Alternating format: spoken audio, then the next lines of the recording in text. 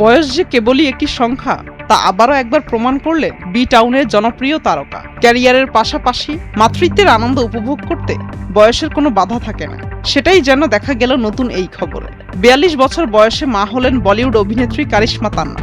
গত ২৯ জুলাই পুত্র সন্তানের জন্ম দিয়েছেন কারিশমা।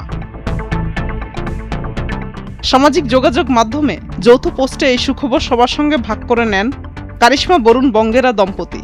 ২০২২ সালের ৫ ফেব্রুয়ারি মুম্বাইয়ে পারিবারিক আয়োজনে বিবাহ বন্ধনে আবদ্ধ হন কারিশমা তান্না ও বরুণ বঙ্গেরা।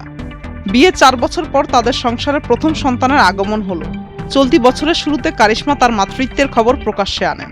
এরপর সামাজিক যোগাযোগ মাধ্যমে নিয়মিত গর্ভাবস্থার নানা মুহূর্ত ভক্তদের সঙ্গে ভাগ করে নিয়েছিলেন এই তারকা। ছোট পর্দার এই জনপ্রিয় অভিনেত্রীর কিউকি সাস ভি কাভি বাহু থি, নাগিন 3 ও কায়ামত কি রাতের মতো আরও অনেক জনপ্রিয় ধারাবাহিক সফলতা পেয়েছে।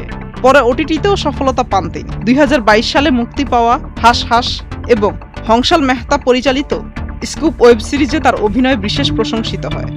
এছাড়া খাতরো কি খিলাড়ি 10 এর বিজয়ীও ছিলেন তিনি।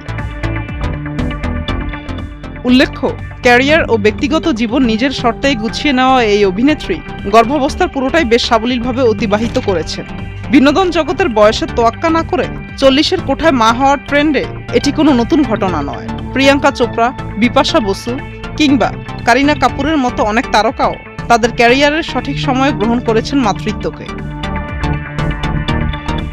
আজকের সামাজিক দৃষ্টিভঙ্গিতে নারীদের জন্য ক্যারিয়ার ও মাতৃত্ব দুটোই নিজ বয়সে বেছে নেওয়ার এক দারুণ দৃষ্টান্ত এটি। নতুন অতিথিকে নিয়ে সুখে কাটুক এই তারকার জীবনের নতুন অধ্যায়, এমনটাই প্রত্যাশা ভক্তদের। মুক্তা আমিন, ভোরের কাগজ।